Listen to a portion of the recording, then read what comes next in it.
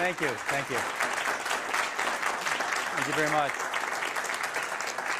I should begin with an apology for those of you who are a little sensitive about things. This subject is very personal that I'm going to talk to you about, and particularly if this happens to be a time before a meal that you're watching this presentation, it might be a bit of a problem for you, and you might want to choose a different time. But I have to tell you, the subject that I have for you now is very, very important. You can realize the importance of the subject if you just take a moment and walk down the aisle of your favorite drugstore, favorite supermarket, the medicine aisle. What you find is lined on either side are preparations, pills and potions and liquids to treat intestinal problems. I mean, they're in the marketplace for a very important reason. That is, lots of people are buying these things, and the reason lots of people are buying these things is because they're having lots of trouble with their intestines. So what I want to talk to you about now is a subject that I find essential for you to know about. And the title of the talk is More Than You Ever Wanted to Know About Your Intestines. I have some help in giving this presentation. I introduced you to one of my friends and one of my patients, Howard Bartner, who is head medical illustrator for the National Institutes of Health. And he saw me one time give this presentation on a McDougall adventure trip when we were in Alaska, and I didn't have a projector. I didn't have any PowerPoint. All I had was a pen and pencil and a drawing pad, and every time I'd make an illustration, he'd say, "John, you need help." And so when I get home, I'm going to help you with the illustrations so you can better communicate this important message to people. So Howard Bartner put together all of these very valuable illustrations that we're going to see.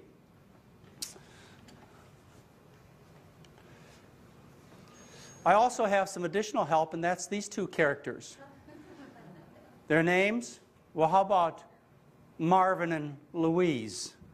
Will that do, Marvin and Louise? You know, people who look at this presentation, they sometimes say, well, you know, Marvin looks a little like you, John. And actually, he looks a little like Howard. And I think what Howard did is he kind of drew the both of us into this character of Marvin. And I'll let you choose who Louise looks like. So we're going to take a trip through the gastrointestinal tract together. And the first thing I have to establish with you is the fact that the gastrointestinal tract is outside of the body. Not inside the body, it's outside the body. The reason you need to know that is because it helps you understand the intimate contact and the immediate contact we have with this world around us known as food. Now, I think the best way to imagine this is think about an inner tube. If you think about a rubber inner tube, what you notice is that the surfaces that are toward the center are really outside the inner tube. And the way you really get into the inner tube is you have to put a hole through the rubber to get inside. Now, what if you took that inner tube and you stretched it out 30 feet? Still, those surfaces that are more toward the center would be outside, wouldn't they? And so it is with the gastrointestinal tract, all the way from your mouth to the other end. That's really outside the body. And to get inside the body, you have to pierce the intestinal tract and go into the bloodstream and into the body. Now, it's important for you to know this because when you put food into your intestinal tract, the contact is immediate and it's intimate. Maybe you can think about it this way. Just imagine taking and turning somebody inside out and rolling them down a hill. So their intestinal tract picked up all the grass and dirt and other stuff that's on the hill, and you could see the immediate contact. And so you'll see this in your health too. When you change your diet, one of the first things that will happen is this intestinal tract will become very content. The aches and pains, the indigestion that you had, the malfunctions you had with your function of your bowels, they will immediately disappear. And I have to warn you, when you decide, for one reason or another, and hopefully this doesn't come up very often, when you decide that you're going to go out and have yourself a little feast meal, plan on McDougall's revenge. The effects will be within minutes to hours. You'll know why you eat well.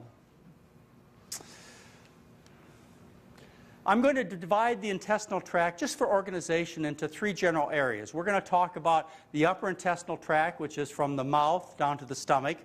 We'll talk about the middle intestinal tract, which is primarily the small intestine, and then the lower part of the intestinal tract, which is the large intestine. Just artificially, I divide it this way just to organize it so you don't get overwhelmed with this whole journey that we're going to take.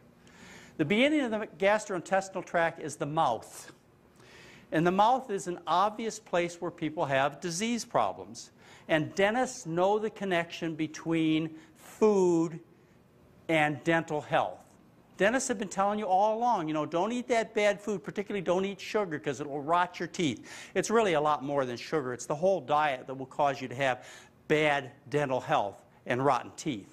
And it goes further. It also goes to the gums, not just the teeth. The health of the gums is determined by what you eat.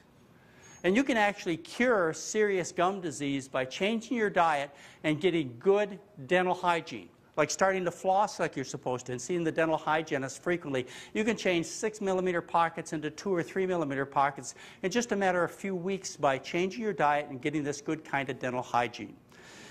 Now the mouth, as far as I'm concerned, is a window to the health of the rest of your body. I learned this actually when I was very young. My father, who lived on a farm when he was a little boy, he would tell me that when they went shopping for horses, that the way they determined whether or not they were getting a good horse, a healthy horse, is they'd look at the horse's mouth, look at the teeth and gums. And so when I examine patients, if you ever become one of my patients, one of the first things that I do when I examine you is I look in your mouth. And what I see is generally a reflection of what I'm going to see on the rest of the examination. Now, not only do you have the problems of bad teeth, bad gums, or healthy teeth and healthy gums as a result of how you take good care of yourself, but there's something else that comes out of the mouth that really is important to you. It's a part of your personal appearance, just as important to you as what those teeth look like when you smile. And that part of the personal appearance to you that is reflected in what you eat is how you smell. Smell is very important. Smell is a form of communication between people. The perfume industry knows this. As a matter of fact, we associate smell with love and sexual desires. And how we feel about people is communicated with the smells that we have between each other. As a matter of fact, when you study the anatomy of the brain, what you find is that the olfactory lobes, which are the connection to your nose, they dive directly into the hippocampus, which is the area of the brain that determines emotion, particularly love and sexual emotion. So there's this direct connection. So you want your personal appearance to reflect very positive things in terms of smell. And what you eat determines how you smell. You may have noticed this in various people that you've come across with. You may notice the spices that they consume. Garlic, of course, is an obvious one that you might notice. There are stories about Eskimos, people who have written about Eskimos and visited and lived with Eskimos about how they smell like fish. And I've heard stories of people who were in the Vietnam War who would talk about how the Vietnamese soldiers could smell the American soldiers when they got downwind because of the dairy and the meat that they consumed. So what you eat determines your body odor, which is very important to your appearance and your attractiveness to other people. And out of that mouth comes body odor. And that body odor is called halitosis, or bad breath. About half the people notice that they have really bad breath, and it's really offensive to them and worries them terribly. Dentists get involved with this bad breath issue. They often will measure the breath, and they take and measure the amount of sulfur coming out of the breath with a meter that they have in their office, and that will give a reflection of what the problem is, because really the real foul odors that come out of the breath are related to sulfur, just like rotten eggs. Now, dentists don't know where that sulfur comes from. Oh, they sometimes say it occurs because bacteria are living around the teeth and they make some extra sulfur out of whatever, the tissues. Well, they can't make actually extra sulfur because sulfur is an element. It is neither created or destroyed. So it must come from someplace. And very few people have asked, where does that stinking, egg-smelling, foul breath sulfur come from? Well, it comes from the food. And one of the things I shared with you and want to reinforce is that the sulfur comes from sulfur-containing amino acids that are in the diet that you eat. And so you can choose whether you eat a large amount of sulfur, which is going to come out of your breath and other parts of your body, or a small amount of sulfur by the foods that you choose at the dinner table. For example, Beef has 4 times more sulfur-containing amino acids. Specifically, we're talking about methionine, one of the sulfur-containing amino acids, 4 times more than beans, and you have the same amount of protein in beef as you do beans. For the same number of calories, eggs has 4 times more sulfur than corn. And cheddar cheese, 5 times more than white potatoes. Chicken provides 7 times more stinking, rotten smelling sulfur than does rice. And tuna fish 12 times more than sweet potatoes. So if you want to start becoming more attractive to those around you, and you want to start smelling better and get rid of that egg-smelling sulfur that comes out of your mouth, then what you need to do is choose healthier foods. Now at our clinic, in the McDougall program, we have actually measured the sulfur content of our patients when they come in, and we measure them 7 days later. And in just 7 days, we cut the amount of sulfur in their breath in half. Let's continue our trip through the gastrointestinal tract. From the mouth to the stomach is a very strong tube. It's called the esophagus. The esophagus rarely gets into trouble. It's mostly muscular. You swallow the food, it passes through peristaltic movements. What happens is it rhythmically contracts, and the food is pushed down into the stomach. Even if you're standing on your head, it'll push the food down into your stomach. And the esophagus rarely gets into trouble unless the stomach acids end up going back up into the esophagus. And this can happen. The way it happens is there's a sphincter at the bottom of the esophagus. It's called the lower esophageal sphincter. And this lower esophageal sphincter, it closes down. It's actually just muscles mainly that are supported by other tissues. It closes down completely between meals.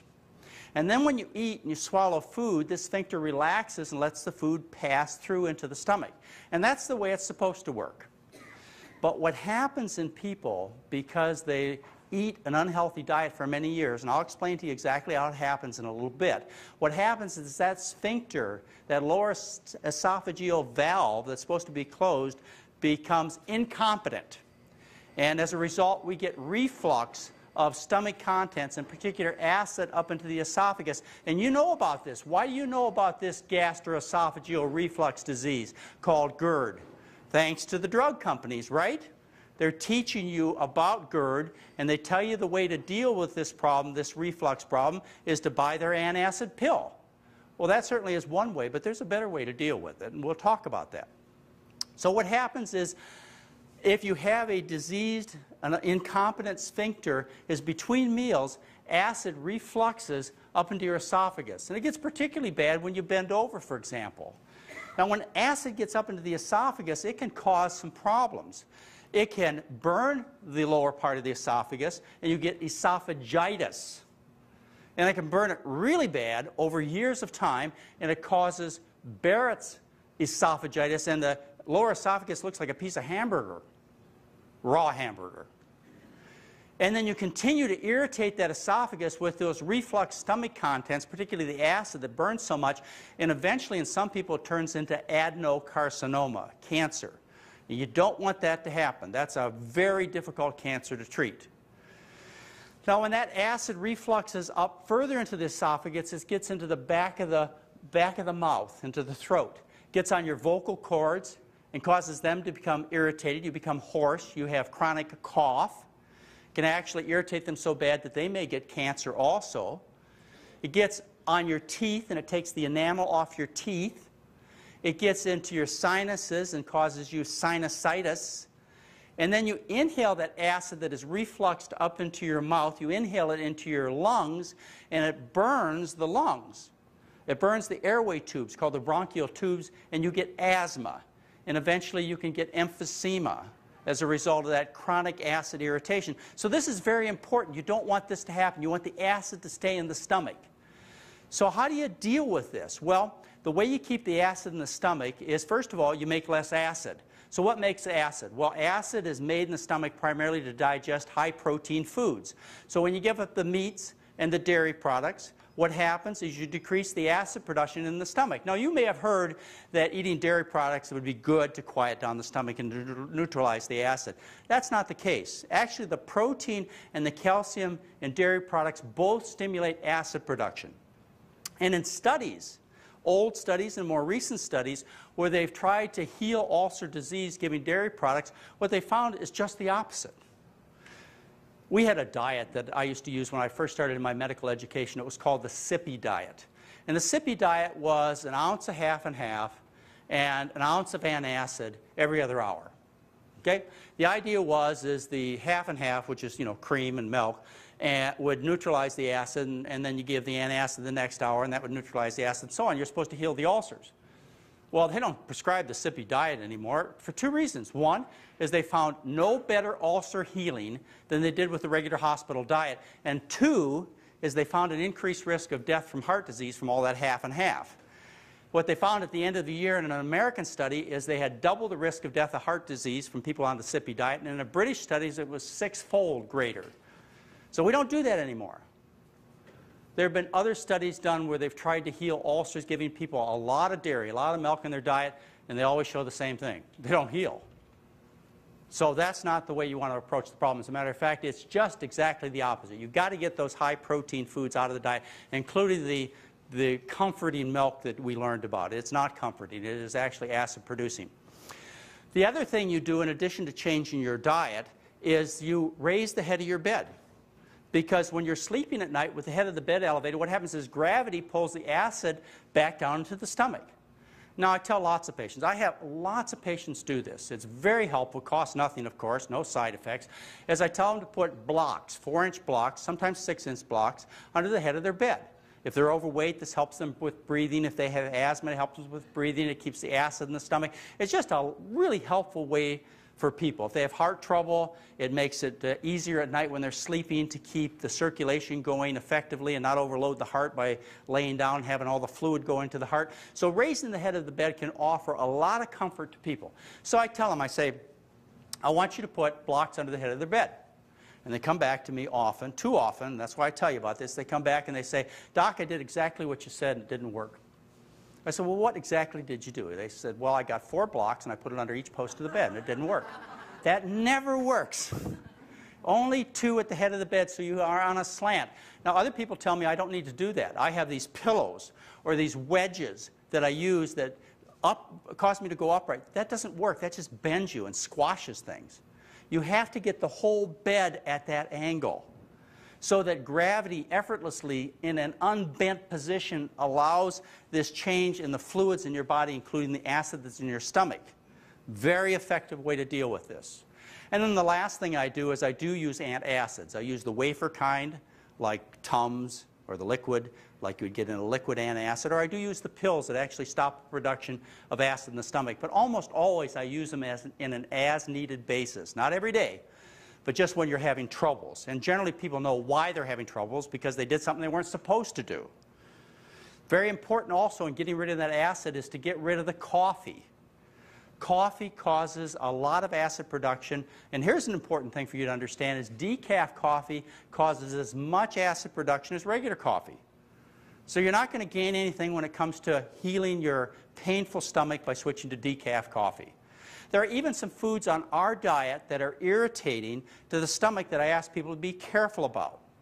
These are raw vegetables. In particular, onions, green peppers, cucumbers, and radishes. If I think of a thick slice of onion on a sandwich, I almost get a sour stomach just thinking about it. Because there are substances in that onion that are very irritating to the intestinal tract. But interesting, if you cook that onion, these are volatile substances and they boil right off, and now you can tolerate the onion. Microwave it, fry it, not with oil of course, boil it in any way, cook it, and what happens is now it's well tolerated. The same thing with the vegetables. Most of them are well tolerated if you cook them, but raw they can cause you some problems. Fruit juice. Think about grapefruit juice. I bet some of you are getting a sour stomach just thinking of grapefruit juice or orange juice. Very irritating, acid-producing, indigestion-causing, but not the fruit. Somehow when you grind up the fruit and you take away some of the fiber, it becomes irritating, distressing to the stomach. So don't do that. Hot spices can bother you, like peppers. They burn. Capsaicin is the substance that's so hot, but it's interesting, even though it will burn, it'll burn all the way from here to the other end of the intestinal tract. Even though it will burn, it actually does not cause damage to the intestinal tract. In fact, this capsaicin will cause the intestinal tract to heal faster. They've done experiments where they give people aspirin or non-steroidal anti-inflammatory drugs like Motrin or Advil, and they put little holes in the stomach from the injury. And then they give capsaicin, pepper, and actually they heal faster in those that get the pepper than those that get the placebo. So it is a sensation, a burning sensation that can be quite uncomfortable, but it actually does not destroy the intestinal tissues. The pepper doesn't. So there's some things you can do to help with that acid in the stomach, to relieve the indigestion and help prevent that gastroesophageal reflux that is so distressing. Now the stomach does get into a lot of trouble, and it gets into trouble because the stomach is a vat.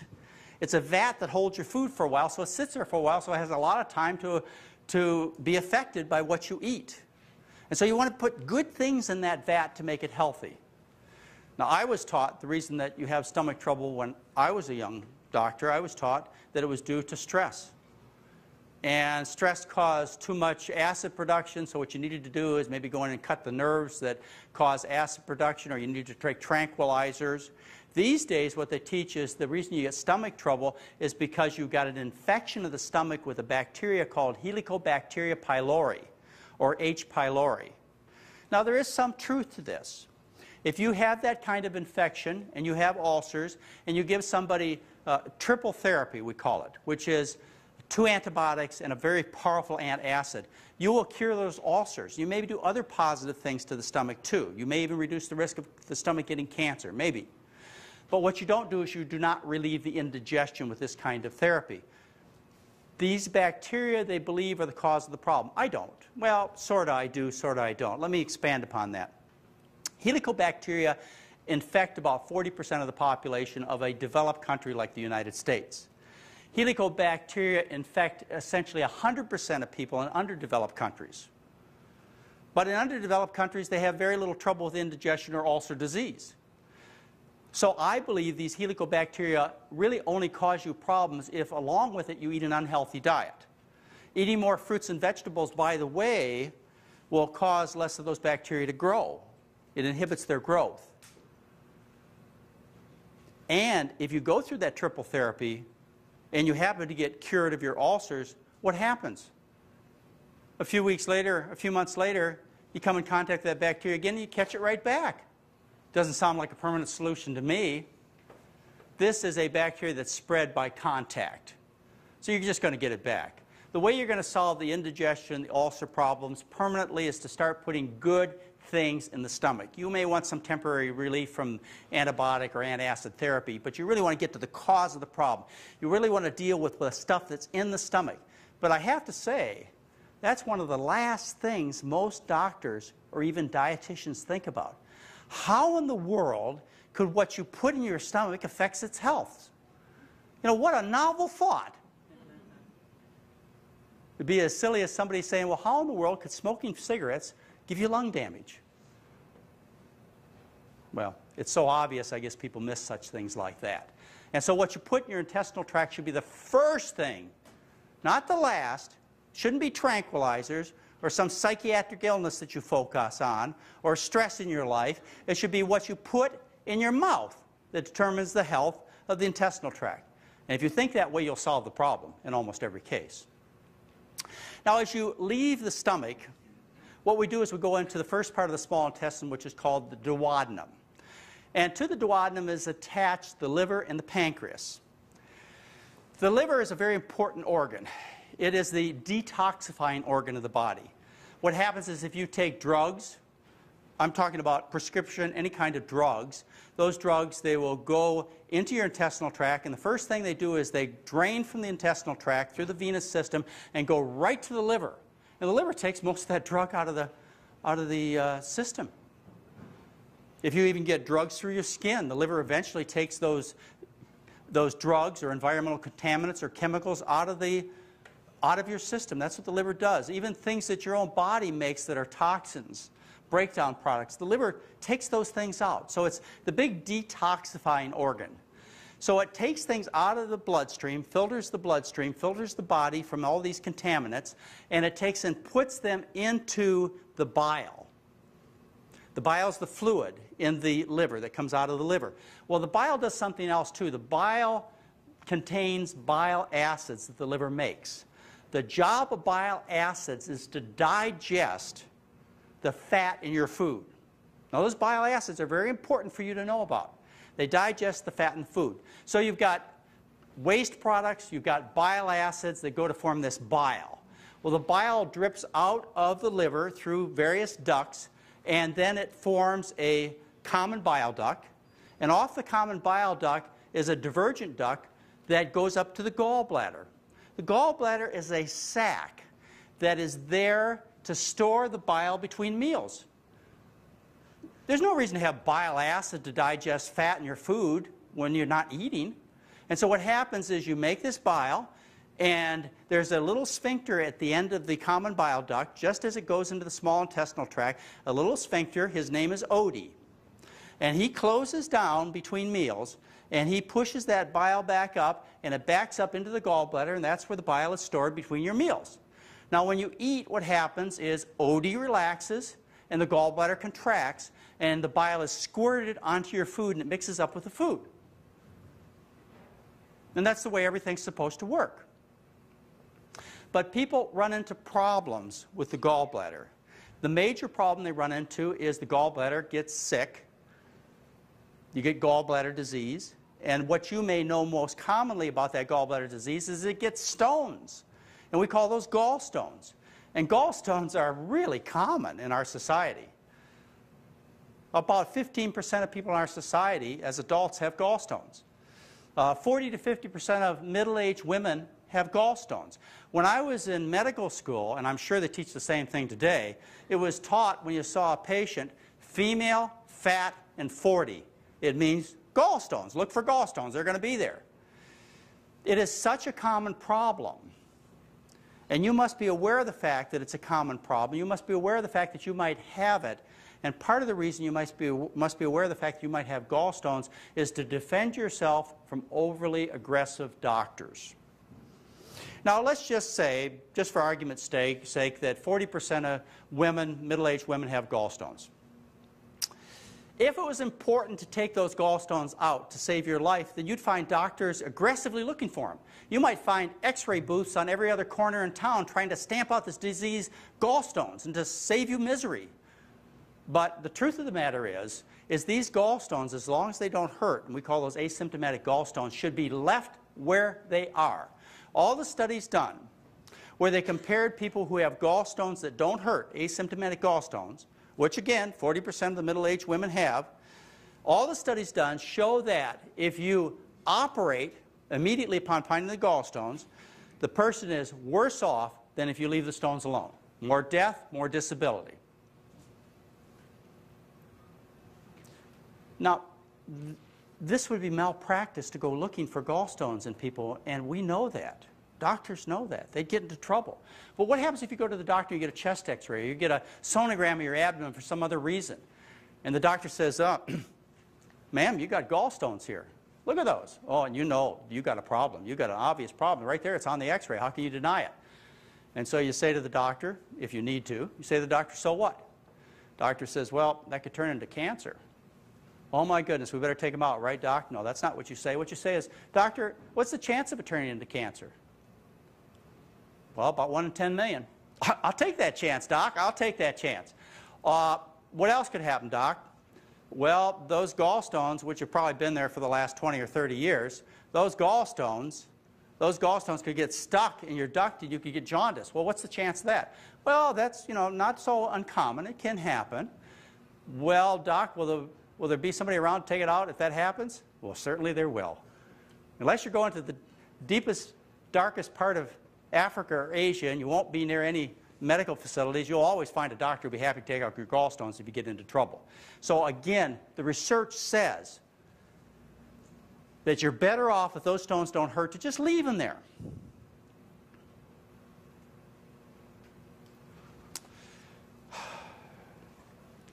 Now, the question you really need to have is, how did I get them in the first place? Because you don't want these things in your body. How did I get them?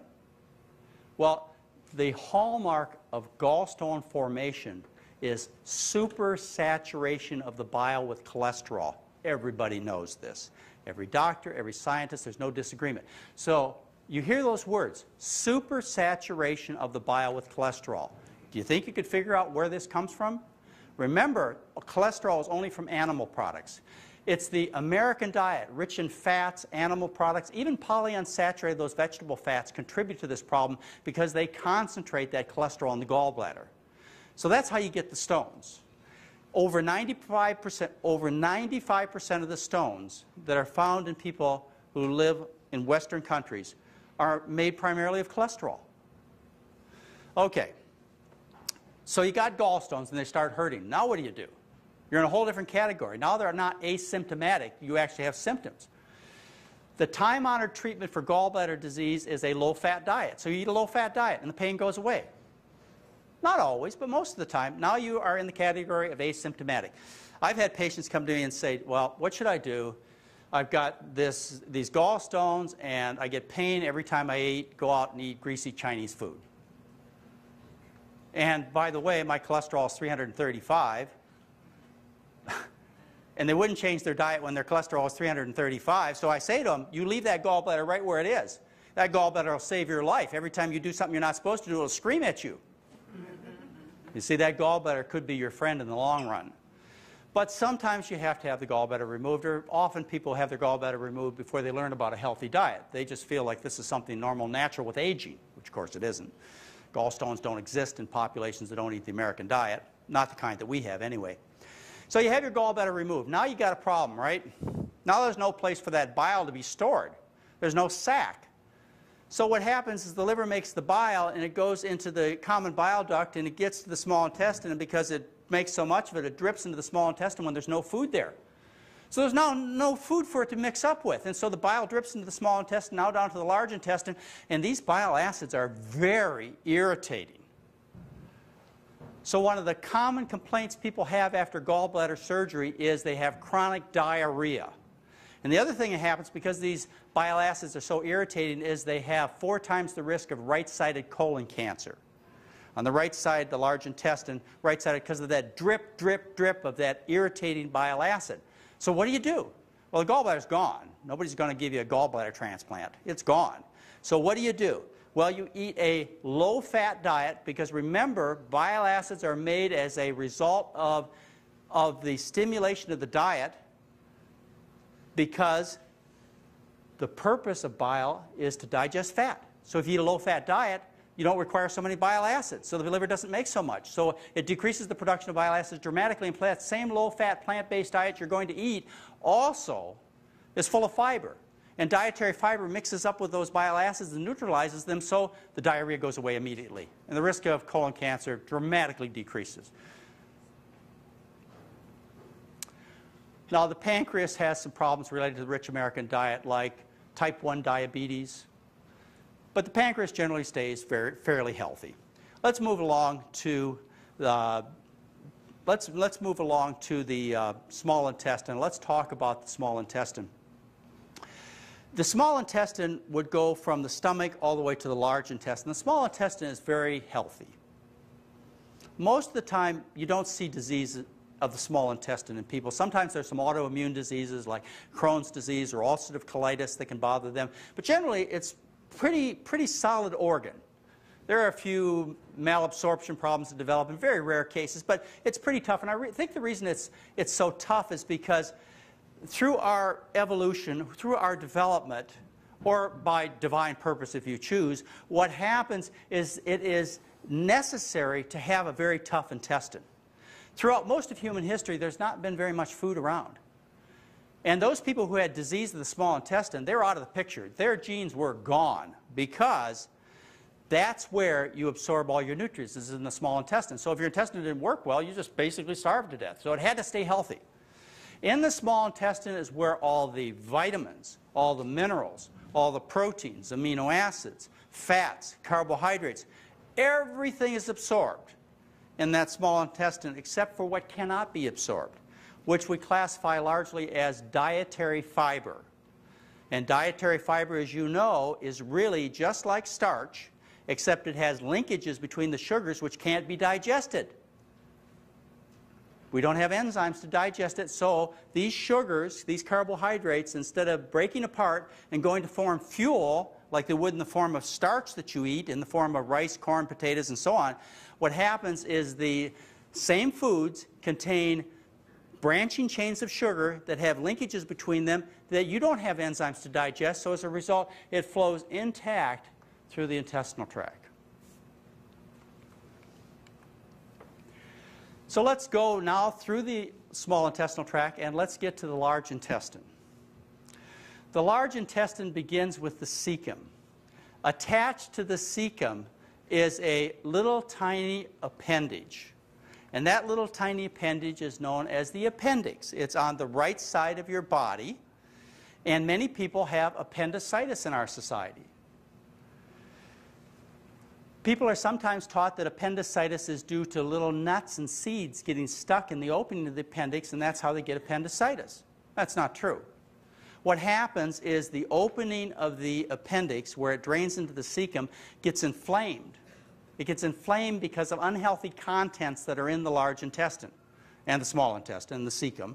It gets inflamed, and as a result of inflammation, it becomes edematous, swollen, and it closes down on the fluids that are in the appendix because they're now static. They can't drain out. They get infected. And so you get appendicitis. In our country, we treat appendicitis by going in and cutting the appendix off.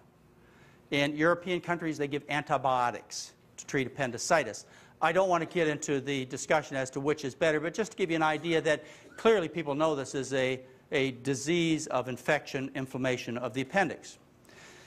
I want to take a little diversion here and tell you about one of my heroes. I stand on the shoulders of many, many people who have known the things that I know and also have their own unique knowledge. And one of the most important people in my career I met during my last months of medical school. In medical school, I was very frustrated. I was frustrated because of the fact, well, I didn't know then why I was frustrated, but I can look back now and see what it is. I was frustrated because of the fact that I didn't see myself as a doctor. See, my picture of myself as a doctor was somebody that helped people. And as I was going through my training, I didn't see myself fitting into that role because I didn't see myself helping people. I found myself very frustrated. I would go to noontime medical conferences, and the doctors, the presenter, the lecturer would talk about various kinds of diseases, and what they would do is they would describe the disease, tell me about the symptoms and signs, talk about some genetic issues, some mysterious virus that might be involved, but nobody told me about the cause of the disease, the chronic diseases, or the cure of these problems. And I took these things very personal. I thought, maybe I'm not getting the message. Maybe I'm missing something here. Maybe everybody else in the audience sees something I don't see. But I didn't really see a way to help my patients when I got out of training. And all that changed one day during my senior year, the last few months of medical school, when a visiting professor came to Grand Rapids, Michigan. And the purpose of his visit was to visit Kellogg Cereal Company in Battle Creek. And he wanted to go to Kellogg's Cereal Company and tell the cereal company that they needed to add more fiber to their cereals so that people would have less disease. This man had a very interesting history. He was trained in Edinburgh, Scotland, to be a surgeon. And as a surgeon trained in Scotland, he learned about how to take appendixes out, in other words, treat appendicitis. He learned how to treat diverticular disease. He learned how to treat heart attacks. He learned how to treat hemorrhoids. He was very good at treating hemorrhoids. He learned how to treat colon cancer, all kinds of common problems to Westerners. Well, when he finished his surgical training, he decided, along with some of his friends, to go to Africa and to work among Africans. And so he went to Uganda. And eventually he got a job as the head of the Ministries of Health of Uganda. And he stayed there for more than 10 years and took that position for more than 10 years. You may have heard about this man. His name is Dr. Dennis Burkitt. He's also referred to as the Fiber Man. Now, what he told me in that noontime conference changed my whole life. instead of people telling me that they didn't know the cause of a problem or some kind of mystery, he said there is a cause of the problems of chronic disease that people have in our society. It's their diet. He says, the reason I know is this. He said, I saw all these diseases that you guys treat when I was in Scotland. But when I went to Uganda, I didn't see any. I saw no appendicitis in more than 10 years of serving there.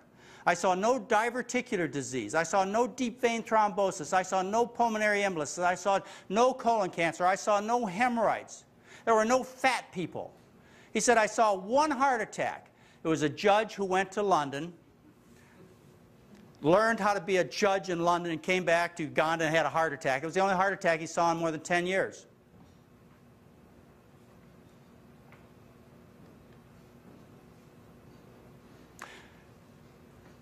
Let me take a minute and show you this man. I did an interview of him one time in the past, and I just happen to have that interview right here for you to see.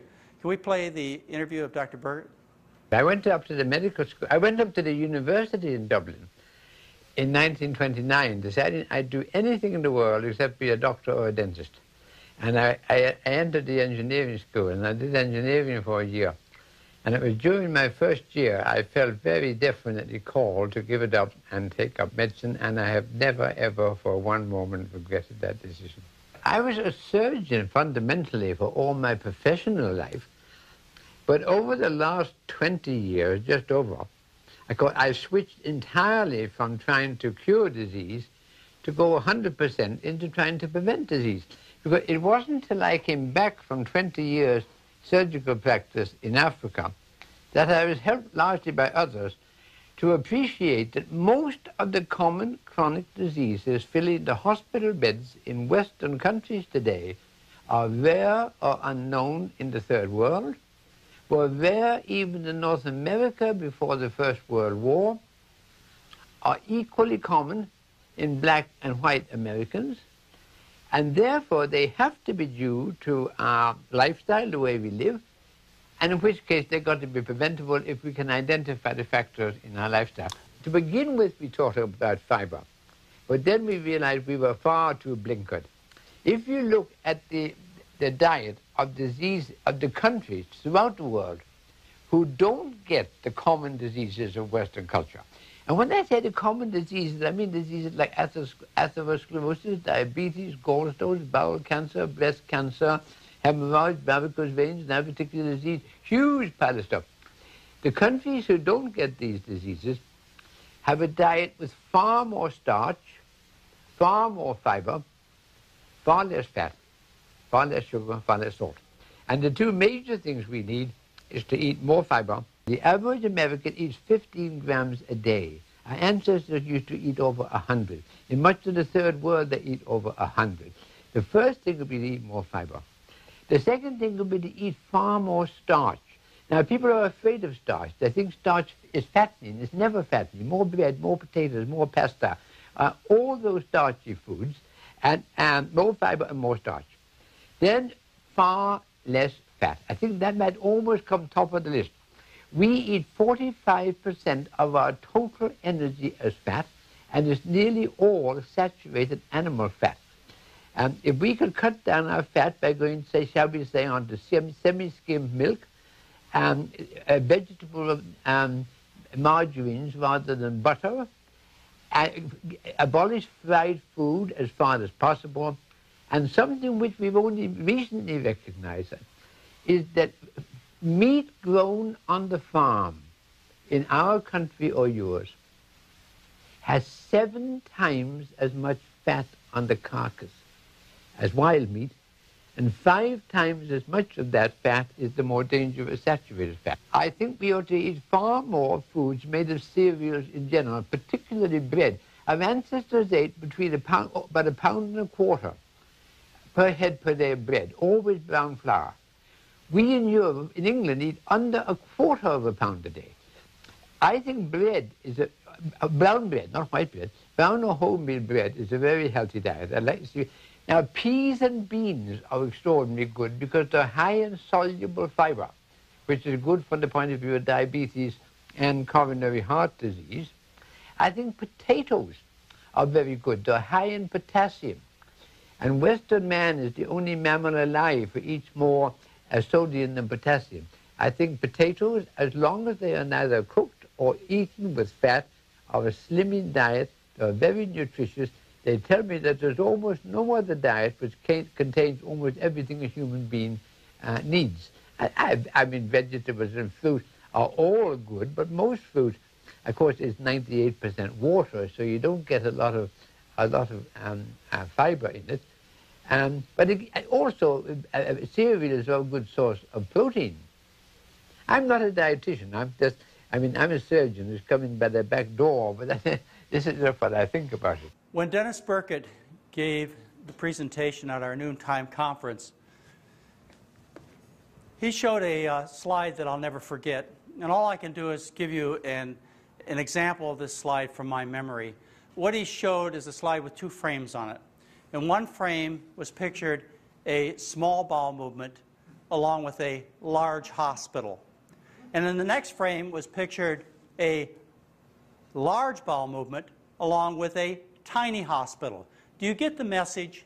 In other words, if you eat a high-fiber diet, which of course is going to cause you to have voluminous bowel function, then you're not going to be sick. If you're going to eat the American diet, which causes you to have very tiny rock-hard stools, in fact, I call them the rock-hard American fecal marble to give you some idea of what we're talking about, and I know you recognize this, many of you recognize exactly what I'm saying. If that's what you're going to produce every 3 to 12 days, then the consequence is likely the rest of your health is going to reflect that. Now let's talk about fiber for just a minute. Fiber is the non-digestible part of the food. What happens is it goes through the intestinal tract intact. Do not think of dietary fiber as the bristles of a broom scratching your intestine. It does not do that. These are microscopic molecules. Maybe the way to think about it is think about a baked potato. Cook a potato thoroughly, put it in a glass of water, stir it up. You don't see anything scratchy like a broom, yet that's full of dietary fiber in there. This dietary fiber, it provides the bulk of the stool, not just for itself, but also drags water in. It also takes and attaches itself to bile acids and neutralizes them. It attaches itself to cancer-causing chemicals and neutralizes them. It's very important for your function to have lots of dietary fiber. And remember, there's no dietary fiber in animal products. Zero.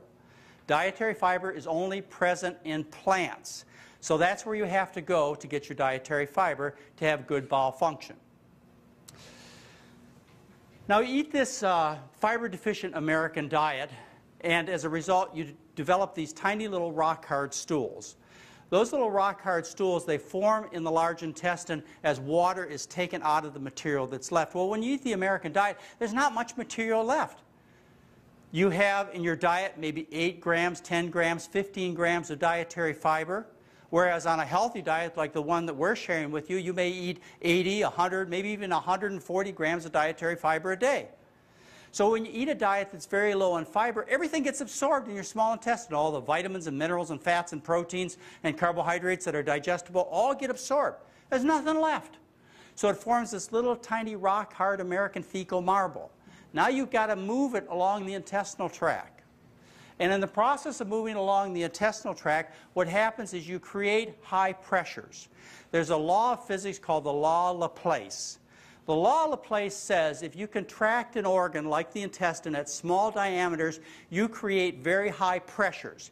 If you contract at large diameters to get the same kind of movement, you contract at small pressures. Now, the large amount of pressure that's created by trying to move along this tiny little rock-hard fecal marble, from one part of the intestinal tract, the beginning to the end, it creates pressures that cause damage to your intestinal tract, particularly the intestinal walls. What happens is little balloons are blown out the side of the walls, and we call these little balloons diverticuli. And I want you to notice, if we look at a close-up section of this picture, where these diverticuli form. The way the circulation of the bowel is the intestine is supplied by blood vessels that come from the aorta. These blood vessels go to the large intestine across the outer surface, and then they dive through the muscular wall of the intestinal tract, and in that way they supply the inner surface of the intestinal tract. Well, where they dive through the wall is the weakest part of the intestinal tract. So that's where the diverticuli occur in that weakest part of the intestinal tract. And so you get these balloons blowing out there, right next to the blood vessel. And that explains one of the common symptoms of diverticular disease, which is bleeding. The bleeding is often microscopic. It can get very serious. I can remember being in on operations where the only way we could save the patient's life was to cut out a section of their large intestine to stop the bleeding. Those pouches, those diverticuli that are blowing out, they look a lot like an appendix. And they can get infected like an appendix too. The opening can be closed down, not by a poppy seed, not by a strawberry seed, not by a nut, as somebody's trying to tell you, you might have heard. That's not what happens. What happens is when you eat an unhealthy diet that has unhealthy remnants that form that unhealthy stool, it becomes very irritating to the opening of that diverticuli, and it gets swollen, closes down, fluid accumulates, it gets infected, you get diverticulitis, which we also call left-sided appendicitis, because it's just like right-sided real appendicitis, it just occurs on the left side.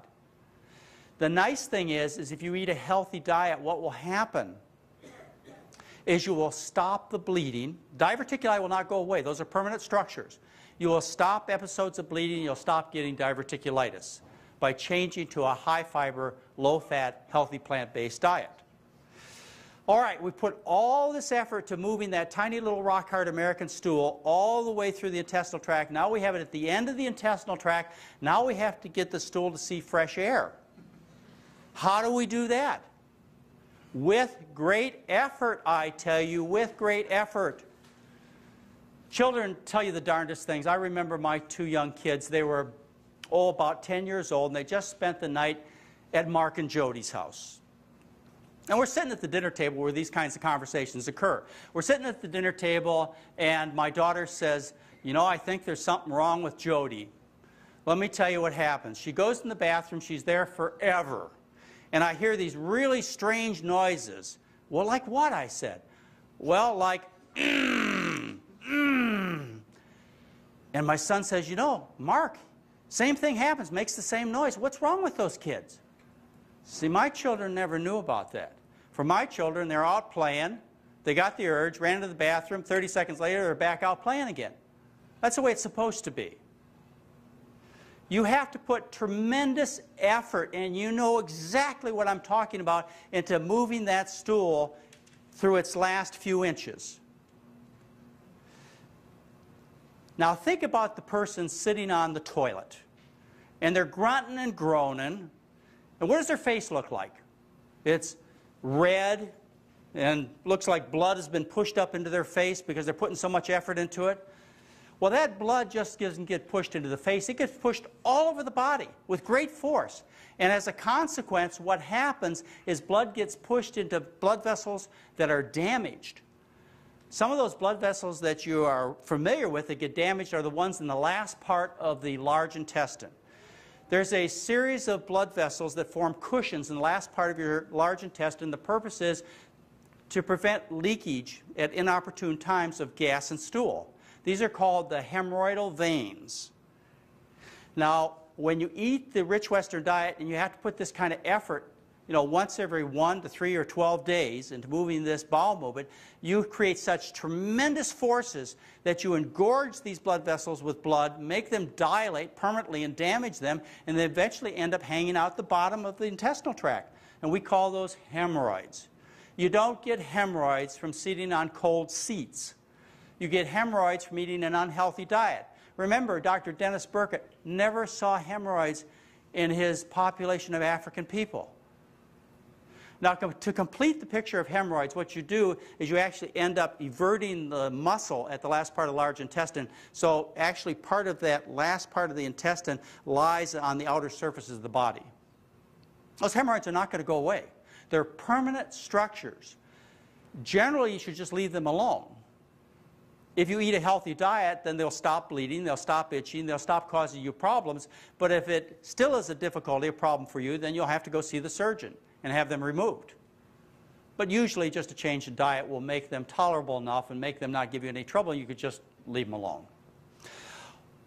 Let's get back to the straining. You strain, you grunt and groan, you're moving blood all over the body, pushing it with great force. Well, what happens is you end up pushing blood into the blood vessels in your legs.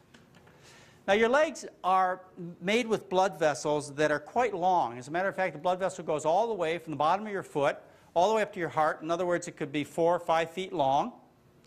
And a column of blood uninterrupted 5 feet tall would create tremendous pressures because of gravity on the foot. So the way the body is designed is this has valves in these blood vessels. These are one-way valves. They open in one direction, flap down, open and flap, open, flap. So as you walk along, what happens is your muscles contract, the blood is forced up, and the valve closes down so the blood can't leak back down toward your foot. And that's the way the blood moves in a step-like manner up to your heart. When you grunt and groan and strain to move this tiny little rock-hard stool, what happens is you put pressure, abnormal, damaging pressure on these leg veins, and you dilate the veins. The valves become incompetent. Now you've got tremendous pressure on the veins. They become large and worm-like. And what do we call those? Yeah, varicose veins. That's how you get varicose veins. Other problems occur when people put this kind of straining on their body. For example, women. The uterus is suspended by ligaments. Through the pressure that is created to move the bowel movement, the abnormal pressure because of the American diet, what happens is you end up pushing that uterus with great force, and you stretch out those ligaments that originally suspended your uterus in its natural position, and you push it into the vagina. You get a prolapsed uterus, and sometimes this can end up with a uterus that actually lies outside of the body. It can be a very distressing thing. You can have it resuspended, or often women have a hysterectomy. But wouldn't it be better to prevent that complication? With men, with the straining, they'll cause varicose veins in their scrotum area and their testicle area, and that again is due to the abnormal straining that occurs. When you make this little tiny rock-hard American stool, what happens? You have to cause tremendous forces that affect other parts of the body. For example, what you have to do is you put strain and pressure and force on the abdomen, and what happens there is the abdomen actually pushes the stomach from its normal location up into the chest. Now there's a muscle that separates the chest from the abdomen. It's called the diaphragm. And through the diaphragm pass 3 structures. Passes the aorta, the vena cava, which are fixed, they can't move. And it passes one movable structure, and that movable structure is the esophagus. And because it's movable, when you put that strain, that force in there to try and move your bowels, you take and you push the stomach up into the natural hole that occurs in the diaphragm through which the esophagus passes.